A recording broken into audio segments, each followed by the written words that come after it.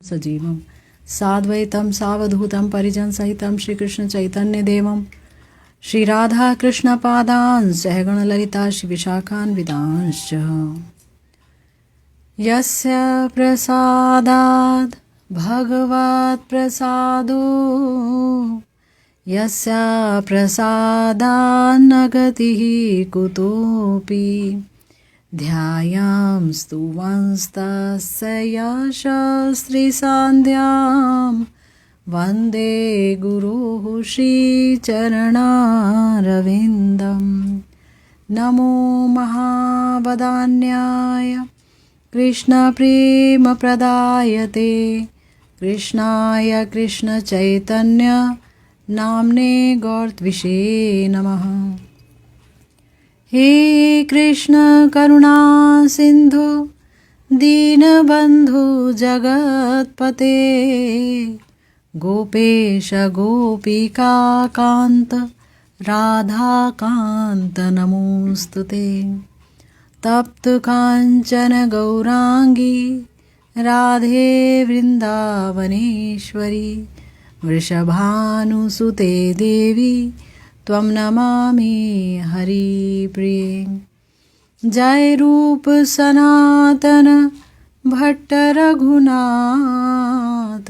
श्रीजीव गोपाल भट्ट दास रघुनाथ এই गोसाईर करी चरण वंदन जहाँ হইতে বিঘ্ননাশ अभीष्ट पूरण वाञ्छाकल्पतरुभ्यश्च कृपा सिन्धुभ्येव च पतितानां पावनेभ्यो वैष्णवेभ्यो नमो नमः।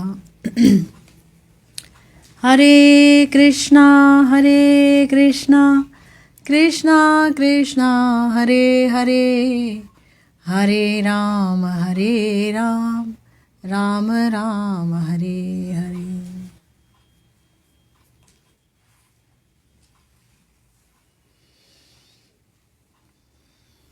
हम सब श्रीपाद विश्वनाथ चक्रवर्ती जी की माधुर्य कादम्बनी पर चर्चा करने के लिए एकत्र हुए हैं। हम सुनते चले आ रहे हैं कि विश्वनाथ चक्रवर्ती पाद जी बहुत ही सुंदर तरीके से साधकों को ये सूचना दे रहे हैं कि जो भक्ति है वो स्वप्रकाश है। महत के हृदय में स्थित भक्ति ही साधक के हृदय में भक्ति के आगमन का कारण बन जाती है ना।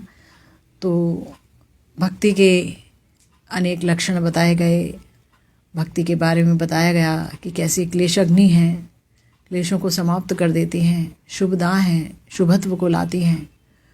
और उसके बाद हमने सुना श्रद्धा के बारे में भी कि जो लोग शास्त्रों में पूर्ण श्रद्धा रखते हैं और शास्त्रों के अर्थ में जो है वो विश्वास रखते हैं, शास्त्रों के अर्थ का मनन करते हैं, ऐसे लोग वस्तुतः श्रद्धावान कहलाते हैं। जो पूर्ण रूपेण शरणागति ले लेते हैं भगवान की, वास्तव में वही श्रद्धावान हैं। ये भी हमने सुना। फिर हमने सुना कि जब किसी को श्रद्धा मिल जाती है तो वो श्री गुरु के चरणों का आश्रय करता है। गुरुदेव के चरणों का आश्रय करने के बाद, दीक्षा लेने के बाद उसकी भजन क्रिया तब वास्तव में प्रारंभ होती है। तब वो श्रवण कीर्तन आदि करता है और इस तरह से भक्ति के 9 अंग हैं उनका याजन करता है। और धीरे धीरे उसके अंदर एक निष्ठा आ जाती है। जिस साधक के अंदर भजन के बल पर, गुरु गौरांग की कृपा के बल पर निष्ठा आ जाती है, भजनीय, पहले तो भजन के प्रति निष्ठा आएगी, फिर भजनीय वस्तु यानी भगवान के प्रति निष्ठा आएगी। तो ऐसी निष्ठा जिसके अंदर उत्पन्न हो जाती है उसकी भक्ति कभी भी शिथिल नहीं होती, वो भक्ति करता चला जाता है। और जो नया नया साधक आमतौर पर होता है उसके हो सकता है कि पूर्व जो संस्कार हों वो भक्ति के इतने मजबूत ना हों। तो ऐसा जो व्यक्ति है जिसके अंदर पिछले जन्मों के बहुत मजबूत संस्कार नहीं है, जब वो भजन प्रारंभ करता है तो वो शुरुआत में अनिष्टता पूर्वक भजन का प्रारंभ करता है। तो उसे उस भजन प्रक्रिया को शुरू करने में वो कई कई स्टेजेस को पार करता है। शुरुआत होती है, बहुत उत्साह से भजन होता है, बहुत उत्साह से भजन करता है, उत्साहपूर्वक। उसके बाद कभी भजन बहुत ही ज़्यादा प्रगाढ़ हो जाता है तो कभी बहुत ही तरल हो जाता है, हो ही नहीं पा रहा है भजन, कभी बहुत प्रगाढ़ कभी बहुत तरल। इस तरह से वो भी नहीं समझ पाता कि क्या चल रहा है। साथ साथ चलता है विषयों का संग्राम भी, विषयों के साथ लड़ाई चलती है कि ये करूं वो करूं कि नहीं करूं। व्यूढ़ विकल्पा भी चलता है, अनेक विकल्प संकल्प बनाता है, घर में रह के भजन करूं, घर छोड़ दूं, और भी कई तरह के उसके विकल्प संकल्प रहते हैं कि क्या सिर्फ हरि नाम ले लूं तो काम चल जाएगा, या फिर अर्चन भी करना होगा। सिर्फ हरि नाम पर ही जोर देता हूँ, स्मरण पर ही जोर देता हूँ, अर्चन को कम रखता हूँ या अर्चन नहीं रखता हूँ। इस तरीके से बहुत तरह के संकल्प विकल्प उसके हृदय में बनते हैं। विषयों के साथ संग्राम होता है ना, कि ये नहीं खाना, ये नहीं पीना, फिर भी खा ही लेता है, पी लेता है, फिर सोचता है नहीं छोड़ दूंगा, फिर कोई नियम बनाता है, फिर नियम नहीं रख पाता है, नियम अक्षमा। तो इस तरह हमने देखा अनेक प्रकार की स्टेजेस। उसके बाद अब जो है वो है अनर्थ निवृत्ति। श्री विश्वनाथ चक्रवर्तीपाद अनर्थ निवृत्ति की कथा कह रहे हैं कि जब कोई भजन करता है तो भजन करते करते करते करते उसकी अनर्थों से निवृत्ति होनी प्रारंभ हो जाती है। तो श्री विश्वनाथ चक्रवर्तीपाद जी यहाँ बता रहे हैं कि ये अनर्थ कितने प्रकार के होते हैं, अनर्थ कहते किसे हैं। पहले तो यही पता होना चाहिए कि अनर्थ की परिभाषा क्या है। हम कहते हैं ना भाई भक्ति में बड़े अनर्थ आ गए, उसका भजन नहीं हो पा रहा है, तो अनर्थ है क्या। तो हमारे प्यारे गुरुदेव अपनी पीयूष कणा व्याख्या के माध्यम से श्रील विश्वनाथ चक्रवर्तीपाद जी के हृदय में जो भाव हैं इस अनर्थ निवृत्ति को लेकर के, उसकी बड़ी ही सुंदर व्याख्या कर रहे हैं। कह रहे हैं कि श्रील ग्रंथकार महोदय ने द्वितीय अमृत वृष्टि में, ये श्री माधुर्य कादम्बनी प्रथम अमृत वृष्टि, फिर द्वितीय अमृत वृष्टि, फिर तृतीय अमृत वृष्टि, इस तरह से तीनों में तीसरे सेक्शन में हम लोग आ गए हैं। 2 सेक्शंस हम लोगों ने पढ़ लिए हैं, तीसरे सेक्शन में हम लोग आए हैं। और ये जो तीसरा भाग है यहाँ पर अनर्थ निवृत्ति स्तर के बारे में बताया जा रहा है। ये अनर्थ निवृत्ति का जो स्तर है ये क्या है, बताया गया जो अर्थ नहीं है वही अनर्थ है, जो अर्थ नहीं है वही अनर्थ है। यानी कि ये जो मनुष्य का जो जीवन मिला हमको, वो परमार्थ को पाने के लिए मिला। परमार्थ माने भगवत प्राप्ति, परमार्थ माने भगवत प्रेम प्राप्ति, परमार्थ माने भगवान की सेवा की प्राप्ति, भगवत सुख की प्राप्ति। भगवान को सुखी करने की एकमात्र अभिलाषा हृदय में, उसका पोषण करना ही वस्तुतः सच्चा परमार्थ है। तो इसके लिए मनुष्य शरीर मिला, ये हम कल सुन चुके हैं। अब इस एक अर्थ को ना जानकर कि हमें भगवान के भजन के लिए ये शरीर मिला, ये जीवन मिला, ये सांसें मिली, है ना, ये सहूलियत मिली, सुविधाएं मिली, हम इसको ना जानकर, इसे ना समझकर जो कुछ भी करते हैं वही अनर्थ है। यही परिभाषा है अनर्थ की। जो अर्थ नहीं है वही अनर्थ है। अब चाहे वो परिवार हो, बाल बच्चे हो, सब कुछ, सब अनर्थ है अगर वो भजन को बढ़ाने में सहायक नहीं है। अगर भजन को बढ़ाने में सहायक है तो अर्थ है। रोज सत्संग कर रहे हैं, रोज हरिनाम संकीर्तन कर रहे हैं तो भजन बढ़ रहा है, रोज कुछ पढ़ रहे हैं, पाठ कर रहे हैं तो भजन बढ़ रहा है, और रोज जो है इधर उधर की बातें सुना रहे हैं तो अनर्थ है, तो उनका होना ही अनर्थ है। तो क्या बोल रहे हैं कि जो अर्थ नहीं है वही अनर्थ है। संसारी मनुष्य के निकट इस लोक के धन संपद आदि अर्थ बोलकर उसको लगता है कि अर्थ है, यही अर्थ है जीवन का। लेकिन भक्त साधक का जो अर्थ है या जो काम्य वस्तु है वो है श्री कृष्ण और उनकी प्रेम सेवा। जो आम दुनियावी व्यक्ति है उससे पूछ लो कि तुम जीवन में क्या चाहते हो, तो वो यही कहेगा बहुत पैसा कमाना चाहता हूँ। उस बहुत से पैसे को कमाने के लिए चाहे मुझे अपने माँ बाप छोड़ने पड़े, चाहे देश छोड़ना पड़े, चाहे विदेश में जाकर के एक गैर नागरिक होकर उन लोगों के अपमानजनक वाक्य सुनकर के मुझे रहना पड़े, मगर नोट खूब सारे आए, खाना वही है, रोटी सब्जी दाल भात, इसके अलावा क्या खाना है? लेकिन तो भी वो यही सोचेगा कि पैसा बहुत हो, सुविधाएं बहुत हो, शरीर से संबंधित चीज़ों को ही सोचेगा वो। तो वो सोचेगा यही मेरे लिए अर्थ है। जो जितना ज़्यादा कमा रहा है, ज़्यादा कमा लिया तो इन्वेस्ट कर दो, है ना, 10 मकान बना के 10 किराएदार रख दो, तो वहाँ से भी पैसा आ रहा है। अच्छा पैसा आ रहा है, ठीक है, अगर भजन के लिए इस्तेमाल हो रहा है, भक्तों की सेवा के लिए इस्तेमाल हो रहा है, भक्ति में इस्तेमाल हो रहा है, तब तो बहुत अच्छा है, ये आगे ले जाएगा हमें। लेकिन अगर इसका दुरुपयोग कर रहे हैं हम लोग तो ये तो बांध देगा, तो ये अनर्थ है। भक्तों के लिए ये अनर्थ है ना। और जो दुनियावी लोग हैं उनके लिए यही अर्थ है। भक्त के लिए फिर अर्थ क्या हुआ, या काम्य वस्तु क्या हुआ? भक्त के लिए काम्य वस्तु हुई श्री कृष्ण और उनकी प्रेममयी सेवा, भगवान और उनकी प्रेममयी सेवा, ये हमारा अर्थ है, जीवन का अर्थ है। क्यों जी रहे हो? श्री राधा रानी का दास्यम पाने के लिए जी रहे हैं। साधने भावी बेजहा सिद्ध दे पाई बेदाहा, उस चिंतन के लिए जी रहे हैं कि हमारा चिंतन हो जाए, परिष्कार चिंतन हो जाए, आरती उत्कंठा आ जाए हृदय में, इसके लिए जी रहे हैं। ये अर्थ है, भक्त के लिए यही अर्थ है। और दुनियावी लोग इस अर्थ को समझेंगे नहीं, हालांकि ये उनके जीवन का भी अर्थ है। जीव मात्र ही कृष्णदास है, लेकिन उनको इसकी जानकारी नहीं, और जानकारी है तो भी विश्वास नहीं। तो जीव स्वरूप का यही प्रकृत अर्थ है, गुरुदेव कह रहे हैं, यही असली अर्थ है, वह परमार्थ है, क्योंकि जीव स्वरूपतः भगवत दास है।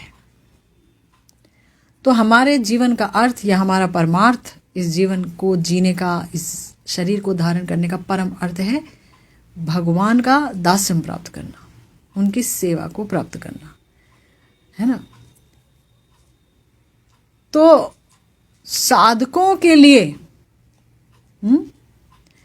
अगर साधकों के लिए ये परमार्थ नहीं, अगर उसे ये परमार्थ नहीं मिल रहा है, साधक को उस परमार्थ को मिलने में कोई कमी आ रही है, या उस परमार्थ को पाने में कोई बाधा आ रही है, वही अनर्थ है, वही अनर्थ है। ध्यान से समझना होगा। भक्त का जो अर्थ है, उसके जीवन का अर्थ है, जो प्रयोजन है, वो है भगवान यानी प्रिया प्रियतम और उनके चरणों की सेवा की प्राप्ति। बस ये है, भगवान की सेवा मिल जाए, सेवा अभिलाष करे नरोत्तम दास, सेवा मिल जाए, ठीक है। अब पूरा दिन बीत गया, कई साल बीत गए भजन करते करते, लेकिन भगवान के प्रति कोई भाव ही नहीं आ रहा, सेवा पाने के लिए छटपटाहट ही नहीं आ रही हृदय में। सुबह से उठते हैं और सुबह से लेकर रात हो जाती है, लेकिन कभी कोई अभाव महसूस नहीं होता मुझ जैसे जीवात्मा को, है प्रिया प्रियतम का कोई अभाव महसूस नहीं होता। कब सुबह हो गई, कब रात हो गई। तो इसका मतलब यही अनर्थ है, जीवन में कोई बड़ा अनर्थ है कि जीवन के अर्थ को हम ले नहीं पा रहे हैं, उसकी तरफ चल नहीं पा रहे हैं। तो गुरुदेव कह रहे हैं कि अगर इसमें कुछ बाधा आ रही है तो वही अनर्थ है। हमारे प्यारे गुरुदेव कह रहे हैं, सुनिए, कि भक्ति या भागवत धर्म, भक्ति ही भागवत धर्म है, वो एक ऐसी अद्भुत शक्तिशाली साधना है कि जो अनर्थ युक्त साधक है वो इसके थोड़े से ही संपर्क से धन्य और कृतार्थ हो जाता है। समझ आ गई बात? यानी कि देखिए भाई, अगर कोई इंसान जन्म लेता है तो जन्म से ही अनर्थ विहीन थोड़ी ना होता है, जन्म से ही तो अनर्थ युक्त होता है। जन्म से थोड़ी ना कहता है कृष्ण ही सब कुछ है और कृष्ण सेवा ही चाहिए। जन्म से तो उसको यही सिखाया जाता है कि घर बार ही सब कुछ है, घर बार का सुख ही सब कुछ है, शांति ही सब कुछ है। तो घर वालों का सुख और तुम्हारा सुख, तुम्हारी अच्छी इनकम, ये अनर्थ ही सिखाया जाता है। स्कूलों में भी अनर्थ सिखाया जाता है, घर में भी अनर्थ सिखाया जाता है, अड़ोस पड़ोस में भी अनर्थ सिखाया जाता है। हम अनर्थ को सीखते सीखते इतने पक जाते हैं कि कई बार घबराहट हो जाती है, दुखी हो जाता है जीव, खुद को बंधा महसूस करता है, छटपटाने लगता है। तो अगर उसके जीवन में कोई भक्त आ जाए और भक्ति का संदेश ले आए और थोड़ी सी भी भक्ति की बात हो, थोड़ी सी भी भक्ति की बात, तो गुरुदेव क्या कह रहे हैं कि ये ऐसी अद्भुत शक्तिशाली साधना है, ये भक्ति, ये ऐसी अद्भुत शक्तिशाली साधना है, ये जो भक्ति है, कि उसके जरे से संपर्क से ही, यानी उसने हरि नाम सुन लिया या उसने हरि नाम कर लिया, थोड़ा ही हरि नाम किया,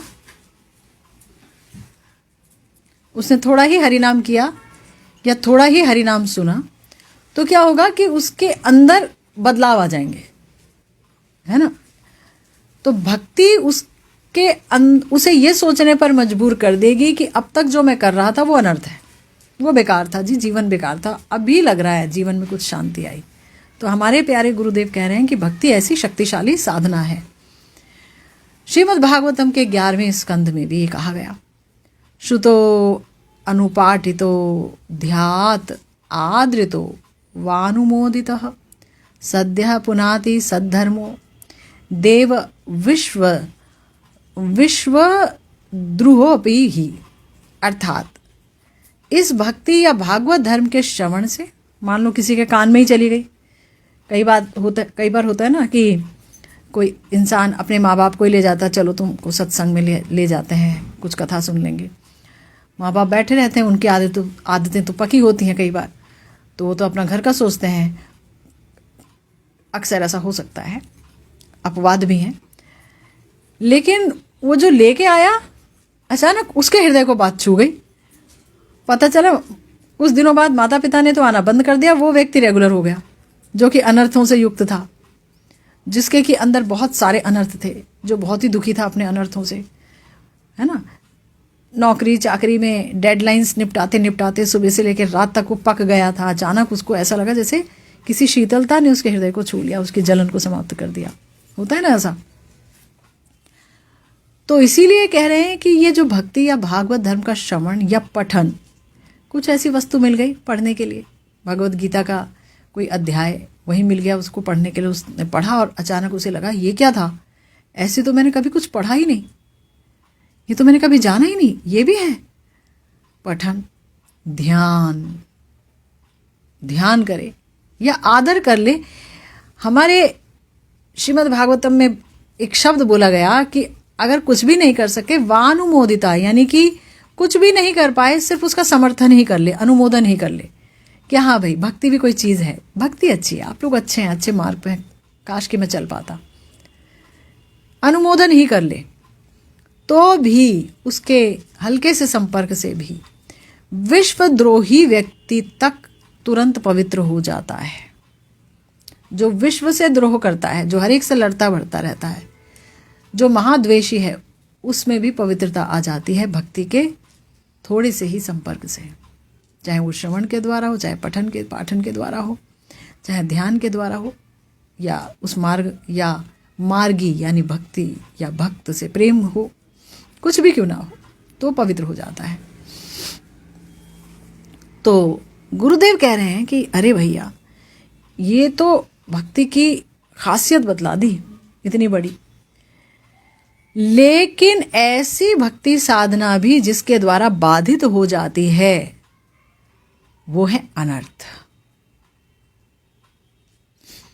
अनर्थ जो मतलब परम पवित्र कर दे, जो शुभदा है, वही भक्ति के देखिए विशेषता। तो देखिए ना, हमारे श्री रूप गोस्वामी जी ने कितनी सारी बताई है कि मोक्ष को भी जो लघु कर दे, जो सांद्र आनंदमयी हो।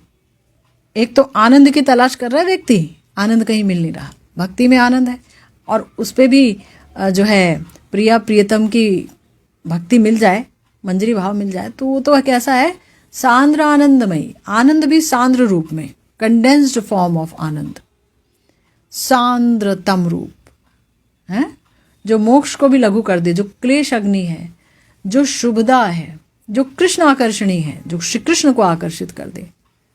भक्ति का वही गुण है। कृष्ण को कौन आकर्षित कर सकता है? जिसके द्वारा सब आकर्षित हैं उसको कौन आकर्षित कर दे? पर भक्ति में ही वो दम है। भक्ति के वश में भगवान है ना, भगत के वश में है भगवान। किस बल पर? भक्ति के ही बल पर तो है। पर ऐसी भक्ति भी जो बाधित हो जाती है जिसके द्वारा, वो है अनर्थ। इसलिए इस तृतीयामृत वृष्टि में इन अनर्थों की ही चर्चा हुई है विशिष्ट रूप से।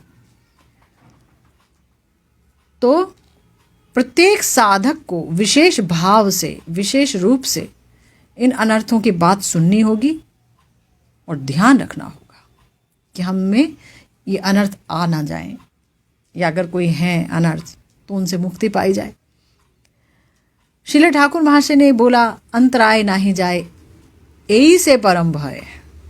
कि हमारे अनर्थ नहीं जा रहे हैं, यही परम भय का कारण है कि हमारे अनर्थ नहीं जा रहे हैं। अनर्थ नहीं जाएंगे तो प्रेम भी नहीं मिलेगा। अनर्थों के कारण ही जो है प्रेम नहीं मिलता है। भजन में तो ऐसी कमी नहीं होती, जब एक कृष्ण नाम बोलने से ही प्रेम मिल जाता है और नहीं मिल रहा है, इसका मतलब हमारे अंदर बहुत ज़्यादा अनर्थ है, दोष दृष्टि है, और इसीलिए नहीं हो पाता है।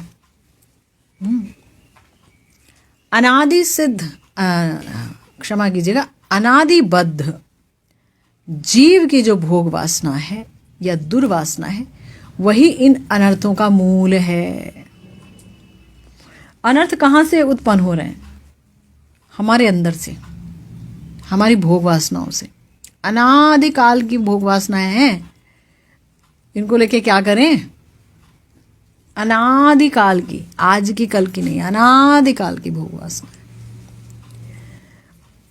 भोग वासना, और भोग वासना ही हो तो भी ठीक है, दुर्वासना भी हो जाती है। भोग वासना पूरी नहीं होती तो दुर्वासनाओं में भी परिवर्तित हो जाती है। तो अनादिकाल की जो दुर्वासनाएं हैं, यही है अनर्थों का मूल। ये अनर्थ हैं 4 प्रकार के: दुष्कृति से उत्थित अनर्थ, सुकृति से उत्थित अनर्थ, अपराध से उत्थित अनर्थ, और भक्ति से उत्थित अनर्थ। दुष्कृति से उत्थित अनर्थ की बात कह रहे हैं पहले गुरुदेव कि अनेक जन्मों से दुष्कृतियां की हमने, कर्म खराब हो गए, कई जन्मों के कर्म हैं खराब हो गए, गलत काम कराए, दुष्कृतियां, जिनके कारण अगर हम दुष्कृतियां करते हैं तो उसका पहला परिणाम तो ये होता है कि ऐसे माँ बाप मिलते हैं जो भजन में नहीं भेजते, या हम जो है बहुत गरीब घर में जन्म लेते हैं, जहाँ आँख खोलते ही भाग भाग भाग, कमा कमा कमा कमा कमा, है ना। वो बेचारा हालात की आंधी में ही पड़ जाता है, वो भजन क्या करेगा। या वहाँ जो है बहुत मुश्किल होता है भजन को पाना। इतने हमारे पाप होते हैं, इतने पाप होते हैं, हो सकता है शरीर का कोई अंग ही पूरा ना बना हो, है ना। पैर 2 खराब हो गए, चल ही नहीं पा रहे हैं अभी, या कोई ऐसी असाध्य बीमारी लग गई जन्म से ही, दौड़े जा रहे हैं। तो अब डॉक्टरों के चक्कर लगाएंगे, मनुष्य जन्म भी मिला, भारत भूमि भी मिली, पर चक्कर लग गए। तो अब उनसे बोलो हरि नाम करो, तो हरि नाम कहाँ, दर्द ही इतना है, हरि नाम कहाँ से होगा, है ना। तो यह दुष्कृति से जात अनर्थ। गुरुदेव कहते हैं कि इन प्रकार की, मतलब अनेक जन्मों से जो हमारी दुष्कृतियां हैं, उनसे क्या होता है? उनसे हमारे अंदर आती अविद्या। अविद्या क्या है? जो भगवत विद्या नहीं है वही अविद्या है। जो कुछ भगवान से संबंधित नहीं है वही अविद्या है। जड़ वस्तु में अमरता देख लेना कि ये हमेशा रहेगी। अब क्या है ये शरीर? 5 फुटिया ये शरीर क्या है बताओ? ये हड्डी बड़ी होती चली गई और एक शरीर बनता चला गया, हैं? ये हाथ क्या है? कितनी कितनी हड्डियों के जोड़ लगे हैं, हैं? गर्दन में क्या है? कितनी हड्डियां हैं, पीछे कितनी हड्डियां हैं, सब में जोड़ लगे पड़े हैं। डॉक्टर बोलेगा अगर कहीं दर्द हुआ, अरे इसमें ग्रीस खत्म हो गई, अरे कमाल है भाई, ग्रीस साइकिल के में सुना है साइकिल में कहीं ग्रीस ख़त्म हो गई है, कहीं किसी मोटर में ग्रीस ख़त्म हो गई, हमारे हड्डियों में से ग्रीस ख़त्म हो गई। लेकिन इस शरीर में इतना अभिमान भैया, इतना अभिमान, या हजारों हड्डियों के जोड़ से बने शरीर में हमारा इतना अभिमान कि उसको पालने के लिए, उसे सुंदर दिखाने के लिए हम क्या नहीं करते हैं। कितने कीमती कपड़े पहनते हैं, कितने कीमती कपड़े पहनते हैं, कितनी शॉपिंग होती है। जानवरों तो को बख्शा नहीं जाता है, उनको मार मार करके और उनसे जो है रेशा निकाल के धागे बना करके और फिर ऐसे कपड़े बनाए जाते हैं। लाखों लाखों रुपए के बुटीक्स, फैशन हाउसेस, ये सब इसी बल पर, अविद्या के बल पर चल रहे हैं ना, है ना। इस शरीर को सजाना है, क्या कौन से शरीर को सजाना है? कफ वात पित्त युक्त शरीर को सजाना है, मलमूत्र के भंडार को सजाना है। और भैया पूरी इंडस्ट्री है इसमें लगी हुई, पूरी इंडस्ट्री। तो अविद्या देखिए, देह से शुरू होती है अविद्या, फिर दैहिक पे जाएगी अविद्या। पहले मैं की पहचान क्या हो गई? मैं की पहचान क्या हो गई? I am 5 foot 6 inch, I am 6 foot, I am मैं इतनी लंबी हूं, मैं गोरी हूं, मैं काली हूं, मैं मोटा हूं, मैं पतली हूं। ये पहचान है मेरी। तो ये पहचान हो गई। भगवान ने कहा देखो, सारे लोग देख के हंस रहे हैं, ये मैं की बड़ी गंदी पहचान हो गई। और पूरा संसार इस मैं की गलत पहचान के कारण भवाटवी में फंसा पड़ा है नहीं? पूरा संसार फंसा पड़ा है। तो जन्मांतरिणी दुष्कृति से ये पैदा होती है अविद्या। अविद्या। भगवान ने सीधी सी बात कह दी भगवत गीता में, भाई तुम आत्मा हो, तुम आत्मा हो। देह बोला क्या कि ये जो देह है ना, इसमें देह ही रहता है, और एक दिन ये देह खत्म हो जाती है, देह ही फिर भी रहता है। ये एक बहुत बड़ा समाचार है, बहुत बड़ा, लेकिन इसको बहुत हल्के से ले लिया जाता है। मैं अपने लिए भी बोल रही हूँ। शरीर कटता है, दर्द होता है तो लगता है अरे मुझे ये हो गया। मुझे कहाँ हुआ, पर शरीर को हो गया। उसका दर्द तो झेल नहीं पाते हैं, तो वहाँ पर लग जाता है मन, है ना। हम कई बार लोगों से पूछते, भाई आप ठीक हो ना, बीमार तो नहीं हो गए थे? तो मैं तो कभी बीमार ही नहीं होता, बॉडी बीमार नहीं हो गई थी, ये पूछो। गाड़ी तो खराब नहीं हो गई थी, ड्राइवर का पूछो भाई, आप गाड़ी का ही पूछते रहते हो हमेशा, है?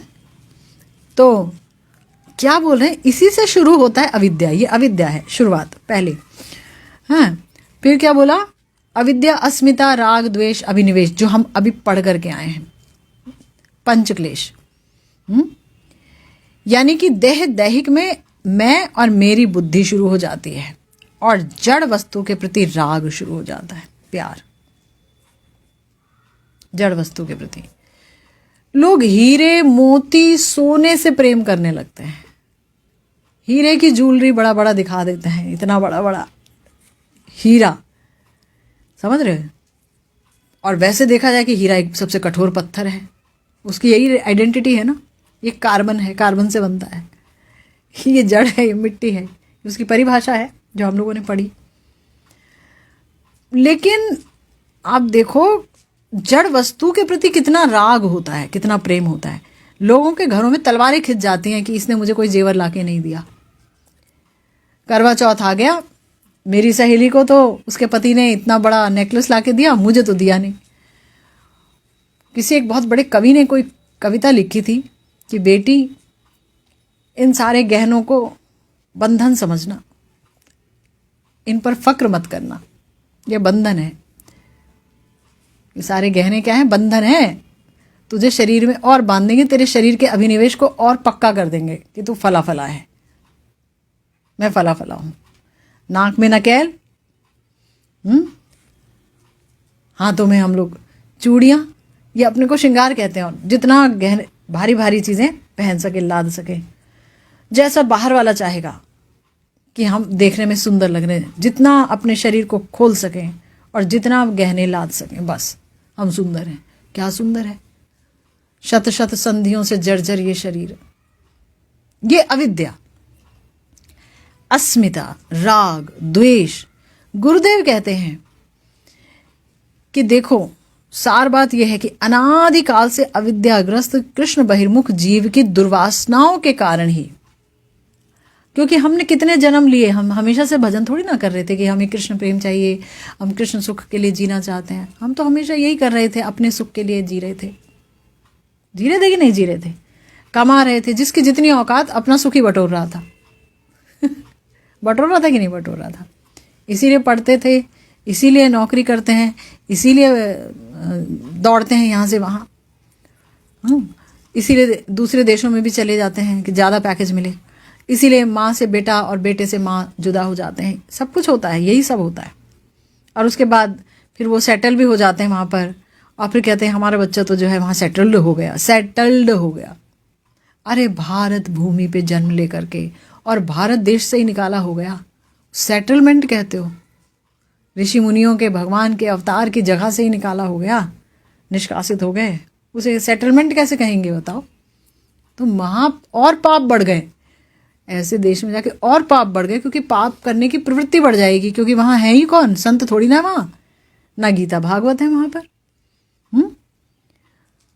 कहीं कहीं होगी किसी किसी मंदिर में, वो तो श्रील प्रभुपाद की कृपा हुई है, वरना सबको तो वो नसीब नहीं होता।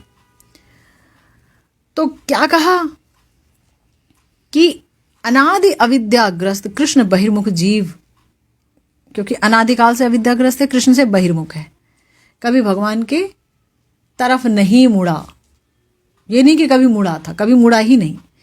इसीलिए देह और दैहिक में मैं और मेरा अभिमान और जड़ीय भोग्य वस्तु के प्रति प्यार, राग।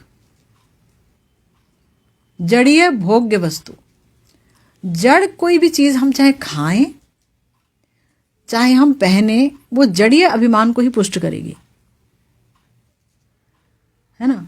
अगर जो भजन नहीं कर रहे, जो भोग नहीं खा रहे भगवान का, तो चाहे कितनी भी बढ़िया चीजें खा लें, तो ये छोटी सी जीव को तृप्ति मिलेगी और उसके बाद उसका जड़ अभिमान पुष्ट हो जाएगा। मैं फला फला, मेरे फला फला, मेरा इतना बिजनेस, मेरा इतना बैंक बैलेंस, मैं मेरा, फिर से बहुत सारे अरमान, बहुत सारी वासनाएं पलेंगे उसके हृदय में, और वो उन्हीं वासनाओं को लेके मर जाएगा। फिर से जन्म मृत्यु जरा व्याधि, अनेक योनियां उसको धारण करनी पड़ेंगी। तो त्रिताप दुख के प्रति द्वेष, जहां भोग्य वस्तु के प्रति प्रीति है, वहीं त्रिताप दुख के प्रति द्वेष।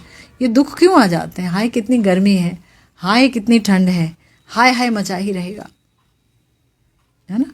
हर चीज के प्रति हाय हाय मचा ही रहेगा, द्वेष होगा, जिसके कारण देह और दैहिक में प्रचंड अभिनिवेश और उसके कारण प्रबल संस्कार जीव के हृदय में हमेशा बंधे रहते हैं। भजन काल में ये संस्कार श्रवण कीर्तन आदि का अंतराय बन जाते हैं, इसलिए इन्हें दुष्कृति जात अनर्थ कहा जाता है। भजन काल में ये संस्कार, है ना, श्रवण, कथा सुन रहे हैं, कथा हो रही, कथा सुन रहे हैं, मन मगर लगा हुआ है दैहिक में, मेरे में, अपने रिश्तेदारों में, माँ में, पिता में, पति में, पत्नी में, बच्चों में, किसी में भी मन लगा है, ऑफिस में मन लगा है, खाने में मन लगा है, घूमने जाने में मन लगा है, शॉपिंग जाने में मन लगा है, साड़ी में मन लगा है, पड़ोसन में मन लगा है, मतलब जहाँ भी मन लगा है भगवान के अलावा सब असत है, सब अविद्या है। तो भजन कर रहे हैं, श्रवण कर रहे हैं या गा रहे हैं, कीर्तन कर रहे हैं, तब भी मन लग रहा है कि आज क्या बनाएगी शाम को। भोग्य वस्तु में रस की लिप्सा है, क्या बनाया, है ना, रस लेना चाहते हैं। ये तो कम होते होते सिर्फ किचन में चला गया, ज्यादा तेल ले जाओ ना इसे, ये तो मैंने कम कर दिया। किचन अपनी बात कर दी कि किचन में भी लगा हुआ है, अभी आज क्या देगी, दूध रोटी देगी, क्या क्या देगी। तो मन वहाँ चला गया, कीर्तन कर रहे हैं, मन वहाँ चला गया। क्या करें, मन है पागल, मेरे बस में तो है नहीं, बस में करने की कोशिश करती हूँ लेकिन तो मन फिर से किचन में भाग जाता है, ठीक है ना, कि इसके अलावा तो कुछ है नहीं दुनिया, या किचन है या फिर पूजा पाठ है, तो मन वहाँ चला गया। लेकिन इसको और विस्तृत कर दो ना, मन कहाँ कहाँ चला गया, पार्टीज में, किटी पार्टीज में।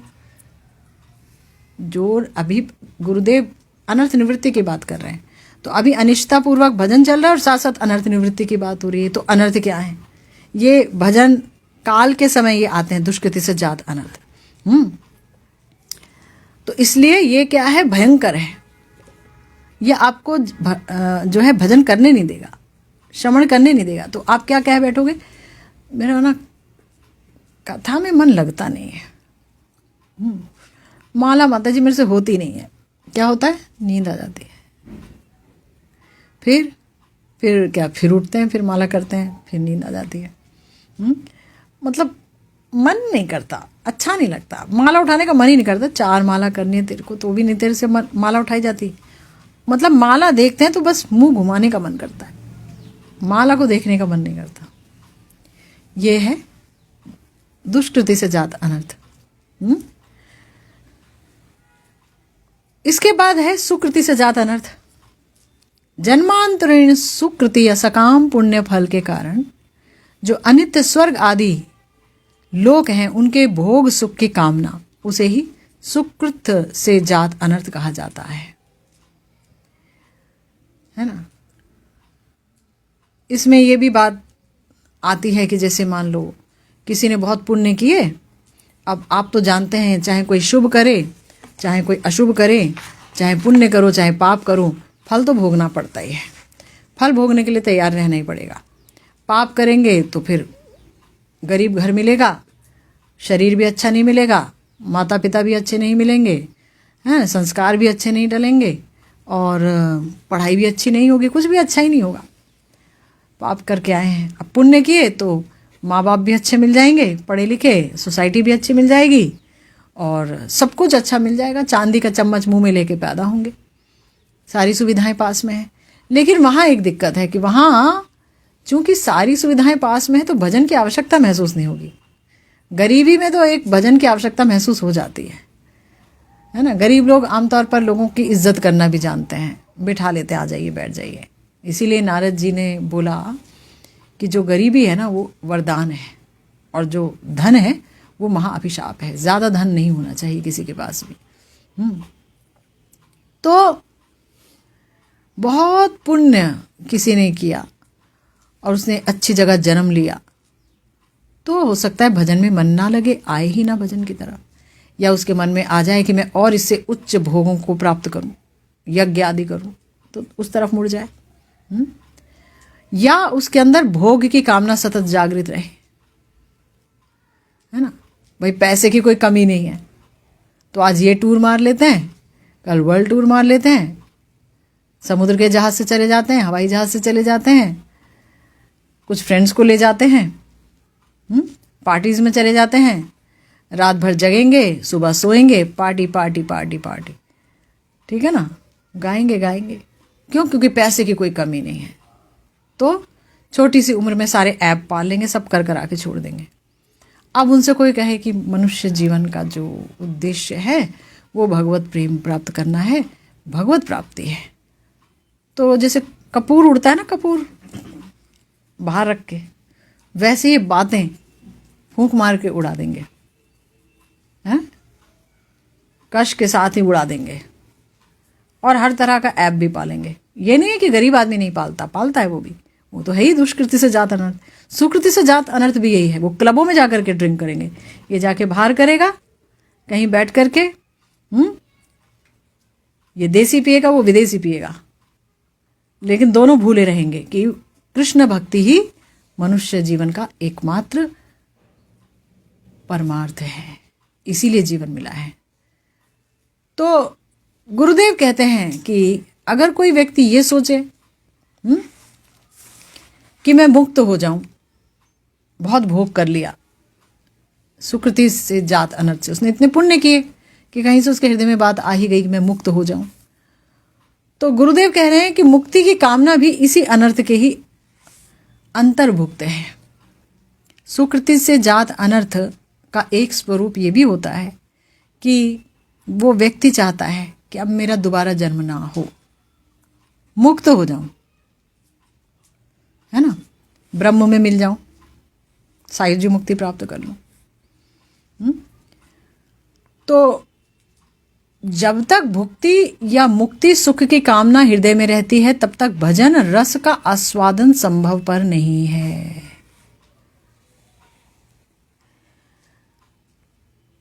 गुरुदेव कह रहे हैं भजन रस का आस्वादन।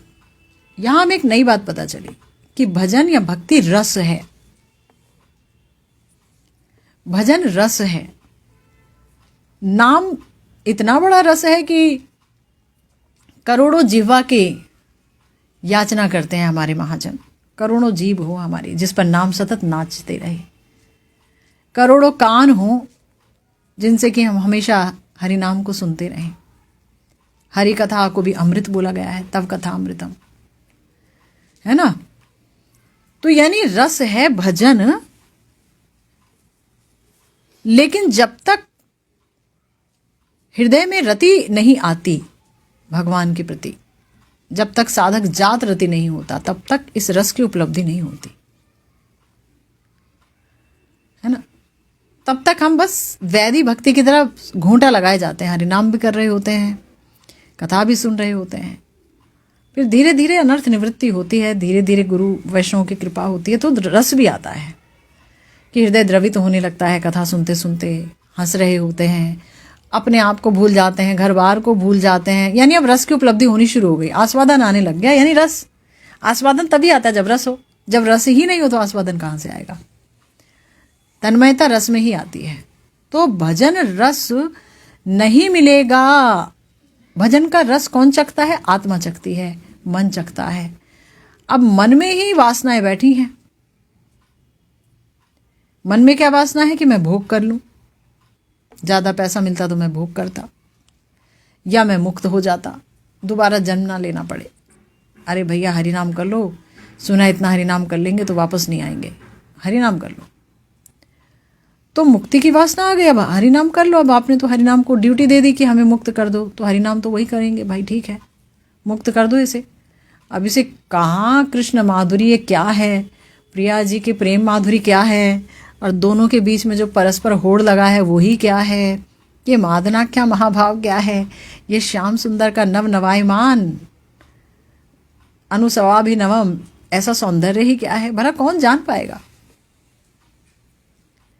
इसको जानने के लिए तो साधना चाहिए, है? इसको जानने के लिए तो जो है आसक्ति चाहिए, इसको जानने के लिए प्रेम चाहिए। जितना प्रेम उसकी उतनी ही जानकारी, प्रेम अनुसार ही जानकारी, प्रेम अनुसार ही आस्वादन, प्रेम अनुसार ही अनुभव।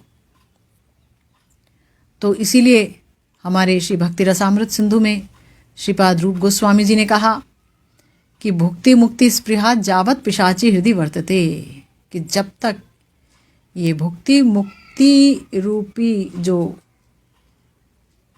माने भुक्ति मुक्ति की स्पृहा रूपी जो पिशाचनी है, स्पृहा माने वासना, इच्छा।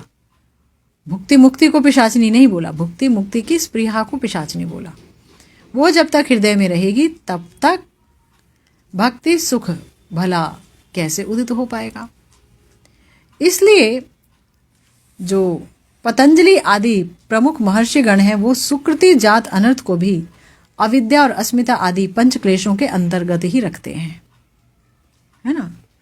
भाई जो भगवान से दूर ले जाए वो अविद्या है, सीधी सी बात है। अब इतना मत खोद खोद के पूछो, अच्छा पढ़ूं नहीं फिर इसका मतलब, अच्छा घर बार नहीं बनाऊं क्या, हाँ अच्छा यानी अब्रॉड नहीं जाऊं, ट्रिप नहीं लगाऊं क्या, आप चाहते हो हम कमाई भी नहीं करें। मुझे नहीं पता, भजन बढ़ता है तो सब विद्या है और नहीं भजन बढ़ता तो सब अविद्या है, खत्म। एक सिंपल सा पैरामीटर खुद भी रख लो और दूसरे को भी परेशान मत करो, यही पैरामीटर है। नहीं भजन बढ़ा, भगवान में आसक्ति हुई, हाहाकार मचा, हाँ जी मचता है, तब तो सब कुछ ही अच्छा है।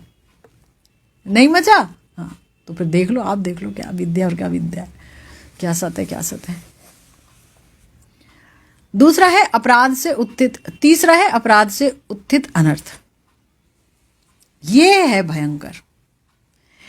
इसको सुनिए जरूर और सावधान भी हमें रहना होगा, लेकिन बार बार रोना नहीं है कि हम बहुत अपराधी हैं, हम बहुत अपराधी हैं, हम बहुत अपराधी हैं, फिर अपराध अपराध करते रह जाते हैं, भजन वगैरह माला वगैरह सब छूट जाती है मैंने बहुत अपराध किया। क्योंकि याद रखिए कि अगर मान लीजिए हमें तुरंत प्रेम नहीं मिल रहा है ना, तो उसमें भगवान की कोई लीला है। प्रेम मिल भी रहा है तो हमें क्या पता कि मिल रहा है, आसक्ति हो भी रही तो क्या पता आसक्ति हो ही रही है, क्या पता। तो इसलिए सुनना है, सावधान भी रहना है, अपराध नहीं भी करना है, लेकिन बार बार यही नहीं कहते रहना है कि मैं तो परम अपराधी हूं, है ना। अपराध नहीं करना है, भजन ही करना है। तो गुरुदेव कह रहे हैं कि अपराध से जो अनर्थ पैदा होते हैं उन्हें ही अपराधोत्थ अनर्थ कहा जाता है। ये जो अपराध से उत्थित अनर्थ हैं, ये ही भजन के मुख्य बाधाएं हैं। दुष्कृति पे अपना कंट्रोल नहीं, पिछले जन्मों में क्या किया, क्या कंट्रोल भाई। गरीब परिवार में पैदा हो गए, माँ बाप ने किसी तरह से छोटा छोटा काम करके पाला पोसा, ट्यूशन पढ़ा के पढ़ाई की, ठीक है। अब इस पे मेरा क्या कंट्रोल है। मैंने जो किया मुझे मिला। अब ठाकुर जी की कृपा हो गई, गुरु वैष्णव की कृपा हो गई कि भजन लाइन मिल गई, मुंह मुड़ गया भगवान की तरफ, खड़े हो गए मुंह करके। अब जितने जन्म मिले या लग जाएं उन तक पहुंचने में, ठीक है, ठाकुर की इच्छा, निताई चांद की इच्छा, हम क्या कर सकते हैं। और सुकृति से जात अनर्थ जो है उसमें भी हम क्या करें, करके ही ऐसा आए थे इसलिए हो गया। लेकिन अपराध ये जानबूझ के हो जाते हैं अक्सर, है ना, उसमें सावधान रहना है। इसलिए श्री ग्रंथकार महोदय अनर्थ के विषय में, यानी इस अनर्थ के विषय में विशेष विचार रख रहे हैं। पाप और अपराध ये दो अत्यंत भिन्न वस्तु हैं। पाप और अपराध दो वस्तु हैं, उन्हीं से आदमी डरता है, हाय ये तो पाप होगा, हाय ये पाप होगा। गुरुदेव कहते हैं पाप तो छोड़ो, पाप तो यूं ही खत्म हो जाएंगे भजन से, लेकिन पाप से भी महा महा महा महा महा भयंकर है अपराध। तो बताया कि भजन के आभास मात्र में, यानी अगर आपने थोड़ा सा ही भजन किया ना, आभास मात्र, तो उसकी अग्नि से ही अनंत पाप राशि ऐसे जल जाती है मानो कोई रुई का फाहा, रुई का टुकड़ा। हल्की सी आग लगा दो रुई के टुकड़े में तो आपको थोड़ा ना सोचना होगा, खटखट जल जाएगी, पकड़े जल जाएगी, है ना। भजन के ताप से सारे पाप जल जाते हैं, अनंत पाप राशि जल जाती है, ठीक है ना। किंतु अपराध नहीं जाते हैं आराम से, अपराध आराम से नहीं जाते हैं। अपनी त्रुटि स्वीकार करके और गंभीर प्रायश्चित ही अपराध से मुक्ति पाने का एक उपाय है कि हाँ मुझसे गलती हो गई, मुझे क्षमा कर दो। ये प्रायश्चित ही अपराध से मुक्ति दिला सकता है। अपनी त्रुटि स्वीकार कर लो। पापी व्यक्ति अनायास ही भजन का फल प्राप्त करता है। पापी व्यक्ति को तो भजन का फल मिल जाएगा, प्रेम, किंतु अपराधी व्यक्ति को नहीं मिल सकता। इसका एक एग्जाम्पल मुझे याद आता है, जगाई मधाई। उन्होंने पाप ही पाप किया, ऐसा कोई पाप नहीं दुनिया में जो उन्होंने नहीं किया, कोई पाप नहीं ऐसा।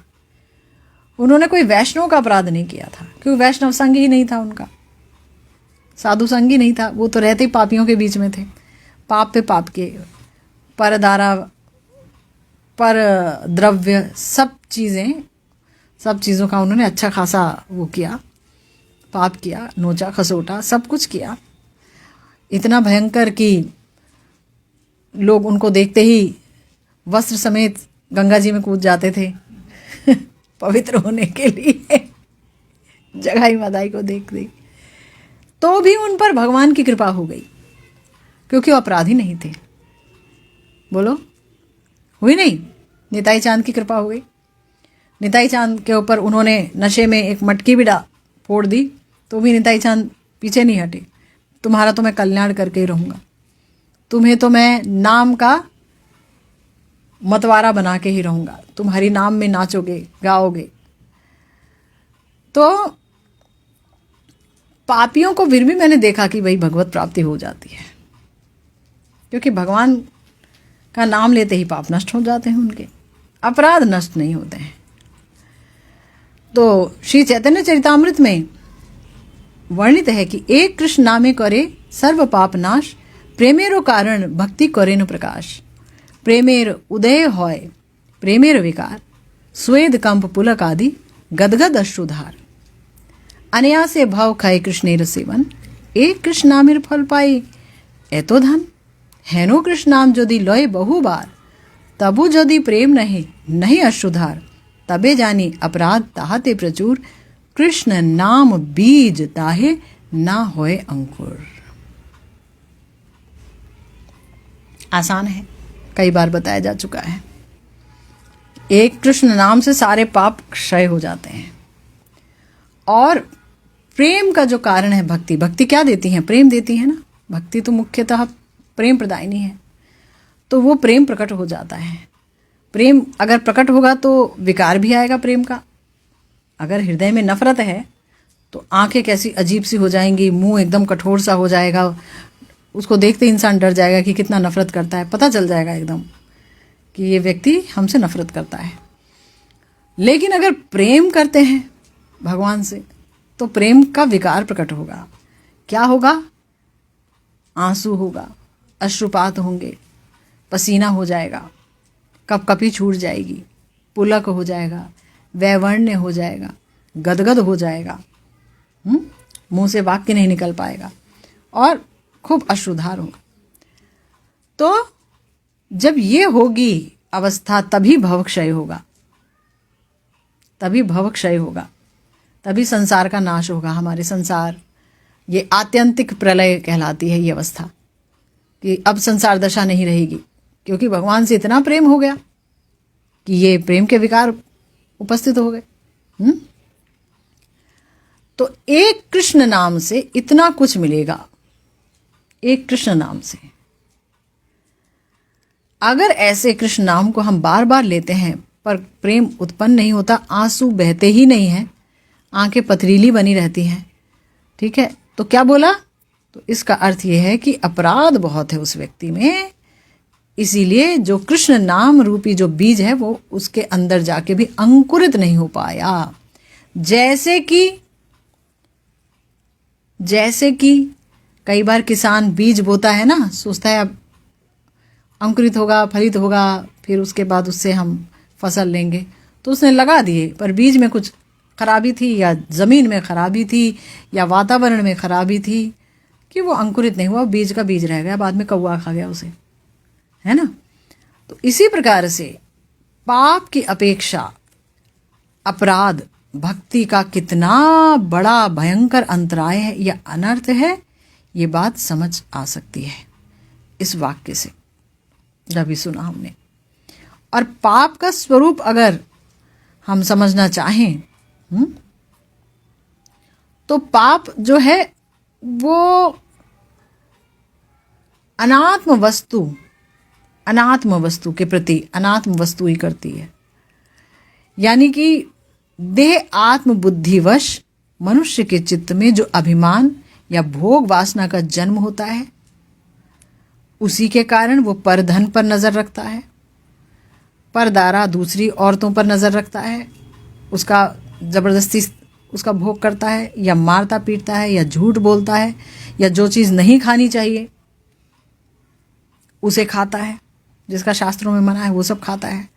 ये सब जो असत कर्म करता है वही पाप है, ये पाप है।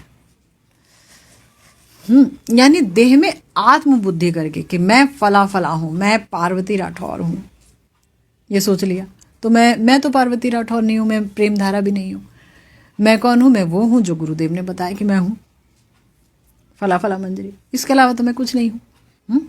लेकिन मैं तो सोचने लग गई कि मैं तो बहुत बड़ा रेडियो जॉकी हूँ और प्रेम धारा हूँ या पार्वती हूँ, तो बॉडी के बारे में सोच रही हूँ बार बार। और ये सोचते सोचते चित्त में एक अभिमान आ गया जी, घमंड आ गया। और उस अभिमान से कि मैं फला फला हूँ तो बहुत सारी इच्छाएं भी प्रकट हो जाएंगी। मैं तो इच्छा करेगा ही ना। मैं का जो शुद्ध स्वरूप है, यानी कि हम अगर मंजरी भाव में स्थित हैं, मंजरी स्वरूप में स्थित है, तो वो इच्छा करेगा प्रिया प्रियतम की सेवा। वो मैं पक्का हो गया तो प्रिया प्रियतम की सेवा। और अगर ये वाला मैं पक्का हो गया, झूठा मैं, तो फिर शरीर की सेवा और शारीरिक लोगों की सेवा, शरीर से उत्पन्न लोगों की सेवा।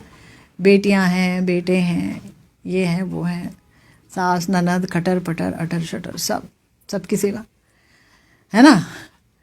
तो क्या होगा? तो फिर ये जो भोग वासना जन्मेगी, अभिमान जन्मेगा, उससे पर धन, दूसरे के धन पर नजर रहेगी। वो इतना धनी क्यों है? अरे मैं नहीं कर पा रहा तो इसका भी बिगाड़ दूंगा। पर धन या पर दारा, दूसरे की औरतें, दूसरी लड़कियां, दूसरे की औरत ना भी हो तो कोई लड़की जिससे आपका संबंध नहीं है ना। बोला गया कि पर स्त्री को माँ के समान दर्जा देना चाहिए, शास्त्रों में बोला, लेकिन आजकल ऐसा नहीं है। तो उनमें बुद्धि आ जाना, उनके भोग की वासना उठना, या मारना पीटना, किसी को द्वेष करना, उसे मार देंगे। न्यूज़पेपर देखो तो इन्हीं चीज़ों से भरा हुआ है। पर धन, गैम्बलिंग कर ली, सॉरी उसे क्या कहते हैं, गबन कर लिया, गबन, इतना इतना पैसा लेकर के गायब कर दिया, ठीक है। लोन नहीं चुकाया, कर्जा नहीं चुकाया, ठीक है। और फिर स्त्रियों का अपहरण और ये सब हम देखते हैं। पूरा पाप ही पाप तो है, इस समय पाप ही तो है। कलयुग माने पाप बढ़ रहा है। पूरा समाचार पत्र आप देख लीजिए, पेज 1 से लेके लास्ट तक 90% जो न्यूज़ है वो यही है। और सारे के सारे जो बेचारे न्यूज़ इकट्ठा करते हैं वो इन्हीं चीज़ों की तलाश में घूम रहे होते हैं, क्योंकि यही चीज़ बिकती भी यही है। मतलब करने की तो दूर रही, मतलब पढ़ना भी यही अच्छा लगता है। कितनी खतरनाक बात है ना। तो हिंसा, आप देख लो न्यूज़पेपर में सब जगह मर्डर वगैरह का ही छपा रहता है। उसको मार दिया, इसको मार दिया, कुछ बनने के चक्कर में, उसके सीट हड़पने के चक्कर में, उस चुनाव को जीतने के चक्कर में, सब जगह यही सब चल रहा है।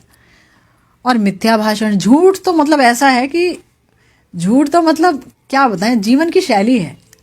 मिथ्या भाषण को महापाप बोला जाता है, लेकिन वो तो हम देखते हैं कि भक्तों के मुंह से भी निकलता है। मेरे मुंह से तो हर पल निकलता है, झूठ निकल जाता है। मैं जगी हूँ तो बोल दो, तो सो रही हूँ बोल दो, कोई ना है, बोल दो सो रहे ऐसे करके बहुत सारे झूठ निकलते हैं, छोटे छोटे बड़े बड़े। अब आदत ही हो गई, बचपन से इतना झूठ बोलना सिखाया गया और इतना बोला। बचपन से बोल देते थे मम्मी पापा लोग, सब लोग, बोल दो घर पे नहीं है, पीछे से निकल जाओ, सब लोग। मतलब मैंने सीखा और मैंने दूसरों को भी देखा सीखते हुए। स्कूल में भी सिखाया जाता है कितनी जगह पे। तो क्या किया जाए, अब वो तो लाइफस्टाइल हो गया। अब कलयुग इतना बढ़ गया तो क्या करे, वो दिमाग में मेरा तो खराब हो गया। तो बहुत सारी चीज़ों में फंसे पड़े हैं हम। तो इन सब चीज़ों से अभक्ष्य भक्षण आदि, आज आप देखो अभक्ष्य भक्षण आदि एक श्लोक पढ़ा था मैंने श्रीमद् भागवतम में कि प्रभु ये मनुष्य जन्म लेके ये लोग क्या कर रहे हैं। वो जिस चीज़ को कभी सोचा भी नहीं जा सकता खाने का, वो खा रहे हैं।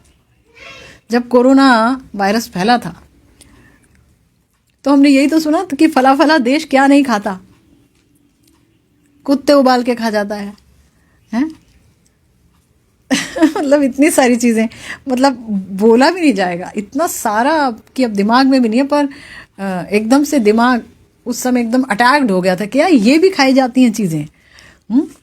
चमगादड़ खाने से फैल गया एक वायरस, लोगों ने ये बोला ये भी चीज़ खाई जाती है। खाने की क्या कमी है बताओ, इस जहान में भगवान ने क्या नहीं दिया, एक से एक चीज़ दी। लेकिन अभक्ष्य वस्तु भक्षण, क्या आनंद है भाई उसका।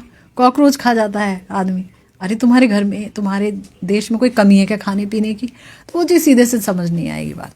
उन्हें हम लोग अजीब लगेंगे, ये लोग खाते नहीं है सब, समझ रहे हो। तो क्या है, ये सब पाप है।